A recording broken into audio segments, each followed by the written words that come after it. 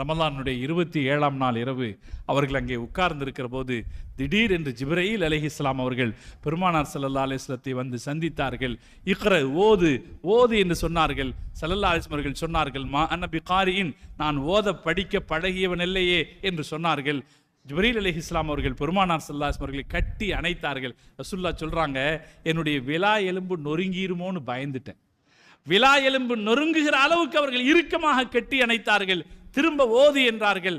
மானபிகாரின், நான் ஓத தெரிந்தவன் அல்லையே என்று சொன்னேன். இரண்டாம் முறை கட்டி அணைத்தார்கள். ஓது என்றார்கள். ஓத தெரிந்தவன் அல்லையே என்று நான் சொன்னேன்.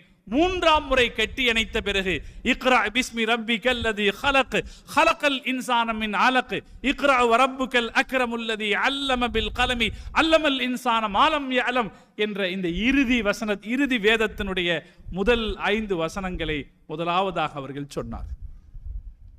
நபி ஸல்லல்லாஹு அலைஹி வஸல்லம் அவர்கள் நபியாக தேர்ந்தெடுக்கப்பட்ட நிகழ்வு அப்போது நடந்தது. அந்த 5 வசனங்களை கொண்டு ஸல்லல்லாஹு அலைஹி வஸல்லம் அவர்கள் பெற்றுக்கொண்டு ஏற்பட்ட அனுபவத்தின் விளைவாக உடலெல்லாம் நடுக்கம் எடுக்க ஹதீஜா அம்மா இடத்தில் ஓடி வந்தார்கள். இந்த வரலாற்றை நான் உங்களுக்கு சொன்னேன். ஹதீஜா அம்மா அவர்கள் அந்த 5 வசனங்களை முதலில் கேட்டுக்கொண்டார்.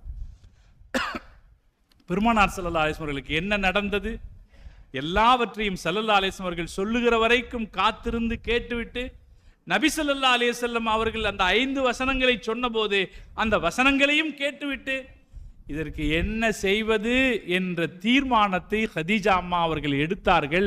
அந்த இடத்திலே தான் ஹதீஜா அம்மா அவர்களுடைய அறிவு திறன் என்பது புலப்படுகிறது. மனித சமூகத்தை இன்னொரு பாதைக்கு வழிகாட்டி சென்றவர்கள் ஹதீஜா அம்மா அவர்கள். யார்கிட்ட கூட்டிட்டு போனோம் அவங்க யோசிக்கிறாங்க. கணவர் வந்து திடீர்னு இப்படி சொல்லும்போது யார்கிட்ட கூட்டிட்டு போறது? ஹதீஜா அம்மா அவங்க தான் முடிவு எடுக்கிறாங்க.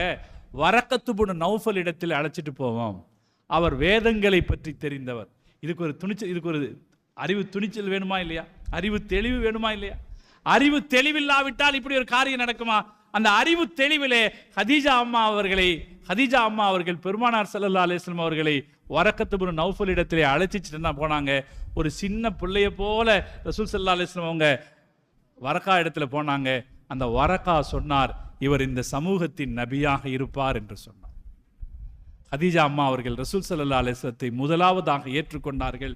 அதற்கு பிறகு இந்த உம்மத்திற்கு பெருமானார் ஸல்லல்லாஹு அலைஹி வஸல்லம் அவர்கள் நபி என்கிற அறிமுகம் கிடைத்தது என்பது ஸல்லல்லாஹு அலைஹி வஸல்லம் வாழ்க்கை. இந்த